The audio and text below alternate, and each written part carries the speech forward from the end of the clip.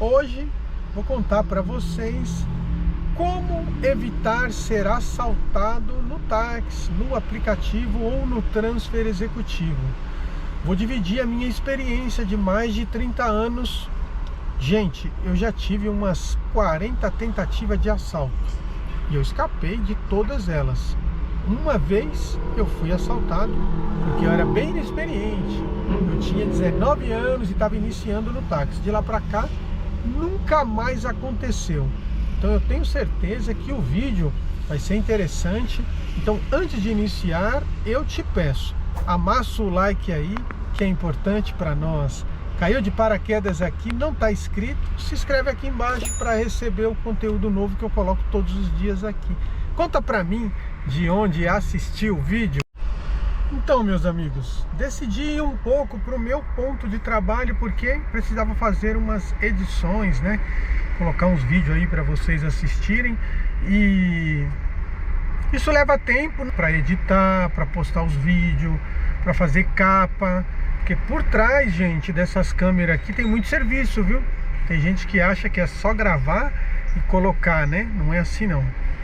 Tem bastante coisa que você tem que fazer antes de estar postando, né? Lembrei de um assunto bem interessante, gente, que eu quero fazer um vídeo específico falando sobre segurança no táxi, né? Como se proteger de assaltos, como evitar assaltos. Vou contar para vocês, com a minha experiência aí de mais ou menos 30 anos, tentativas de assalto que eu tive, que foi, gente, por aproximadamente umas 40. Concretizado. Quantas vezes foram concretizados? Vocês vão assistir o vídeo a respeito disso aí. Eu vou fazer, eu tenho certeza que é um assunto interessante, né?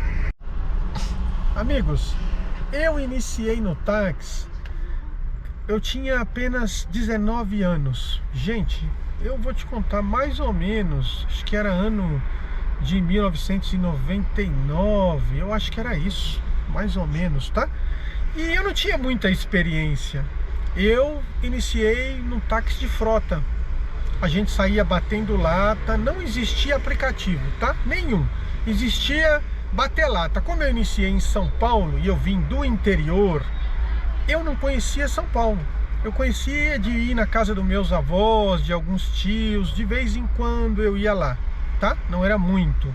E eu não tinha ideia do que era uma periferia, do que era um lugar perigoso, uma favela, tá? Onde eu cresci não tinha isso, tá bom? Tinha um bairro mais perigosinho, mas era... Gente, não se compara com aquilo que você enfrenta numa cidade grande. E eu enfrentei, eu tive que vir pra cima, né? E não tinha medo, mas logo na primeira semana que eu tava trabalhando, gente, eu parei para conversar com meu pai no ponto que hoje é meu, meu pai trabalhava lá na época de preposto e eu trabalhava na frota, que eu iniciei no carrinho de frota. Foi lá que a gente iniciou nossa jornada no táxi e depois migramos para o transfer executivo. Não, na frota eu iniciei no táxi, depois eu fui para o táxi comum, alugando, depois eu comprei o meu e ali eu comecei a fazer o transfer executivo. Então, só para colocar os pingos no i. Naquele dia que eu fui assaltado, como não tinha experiência, uma semana que eu estava na praça, eu encostei no ponto que era para esperar meu pai chegar, o ponto ficou vazio, eu queria pegar uma corrida ali, eu pagava a diária na frota. Na época, acho que era 60, não, era 50 reais que eu pagava na frota. E eu trabalhava com um golzinho.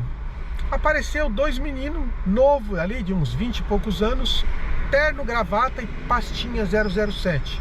Aparência não defere ninguém, tá? Tem gente que tá bem vestido e é ladrão, infelizmente, viu? Eu aprendi naquele dia, depois que eu passei por isso. Então, às vezes você fica achando, eu tô olhando ali, ele tá de terno, tá de gravata, ele não é bandido, não vai me roubar não. Não abraça essa ideia que você pode se dar mal. Bom, eu peguei esses meninos lá no metrô, perto do metrô São Judas, para levar na Vila Santa Catarina. A gente foi conversando Eles começaram a perguntar se eu tinha trabalhado à noite, se aquele horário já tinha conseguido fazer a diária. Uma conversa esquisita, mas eu era muito novo, não tinha muita experiência. Mesmo assim eu fiquei um pouco desconfiado, né, devido à conversa. E comecei a conversar com eles, a conversar. Quando eu subi uma rua que chama Cidade Bagdá, que está indo a Vila Santa Catarina, um deles que estava atrás, não, que estava do outro lado ali, sacou uma faca e apontou para o meu pescoço, anunciou o assalto. Ali a gente começou a conversar e eu comecei a explicar que o carro não era meu, era da frota, eu era novo, não tinha experiência e muito menos dinheiro. O dinheiro que eu tenho aqui é muito pouco, porque eu acabei de iniciar, paguei a diária, eu ia na frota quase todos os dias, no primeiro mês, sabe? Eu acho que até uns 40, até o segundo mês eu ainda ia quase todos os dias, depois que eu comecei a ir diferente. Mas eu comecei a conversar, eu sempre fui uma pessoa vivida, tá? Nunca fui bobo. Então não é porque ele era ladrão que ele ia me pegar na ideia. Eu comecei a conversar bastante, explicar a situação para eles, falar que aquele carro, né, não era meu, era um carro alugado, dinheiro eu não tinha, mas se quisesse ficar com o carro, eu falei, vocês podem ficar com o carro. Vai dar frota, a frota vai vir atrás, talvez suja meu nome, mas eu não tenho o que fazer. É melhor vocês levar alguma coisa do que não levar nada. E aí naquele disse não me disse, eles me roubaram os R$35 na época, era o dinheiro que eu tinha. E o celular era um tijolão que eu tinha na época, que estava ultrapassado.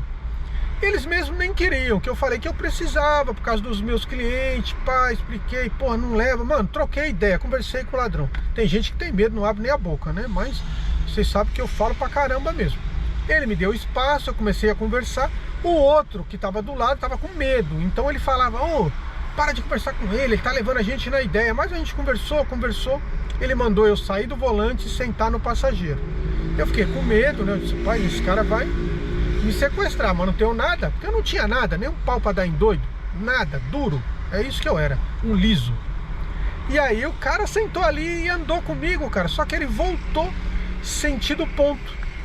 E aí quando chegou perto do ponto, ele parou em uma ruazinha que tinha bem esquisitinha e desceu do carro, colocou o celular. Ele falou, vou colocar o celular e a chave do carro atrás embaixo do poste ali. E dali eles foram embora, tá? Muito tempo depois eu até descobri que esses caras moravam perto da casa da minha avó. E a gente, quando é novo, os hormônios aflorados, ainda fiquei pensando, eu podia ir lá e cobrar bronca e tal, pensando, mas não fiz, tá? Só pensei. Ali passou, ali foi experiência. Dali em diante, eu comecei a acreditar na intuição. Amigo, pensa bem, você tem uma intuição. Você que acredita em Deus, você que acredita no anjo da guarda, ou você que acredita em santos, em Nossa Senhora Aparecida, de outras religiões, tanto faz. Você tem uma intuição, você sente ali no coração quando algo vai acontecer.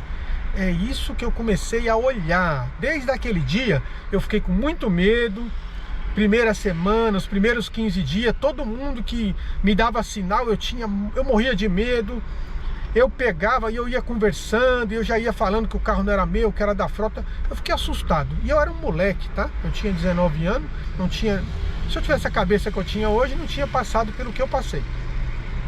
Dali em diante, eu comecei a aceitar a minha intuição.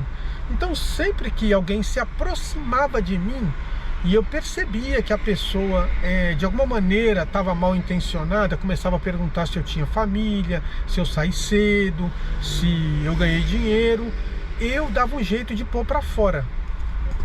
Você ficou no vídeo até agora? Você gostou das informações de hoje? Eu peço para você, deixa seu like, deixa seu comentário aqui embaixo, de onde você assistiu o vídeo, qual o seu nome, qual cidade, tudo isso é importante, ajuda, viu? A gente continuar colocando vídeos diariamente. Compartilha com todo mundo, gente, pra gente chegar mais longe. Joga aí nos grupos do WhatsApp, no Face. As pessoas que você gosta, que você não gosta, joga também, porque a gente tem que chegar a levar esse conteúdo para essas pessoas também. Um abraço, até o próximo vídeo.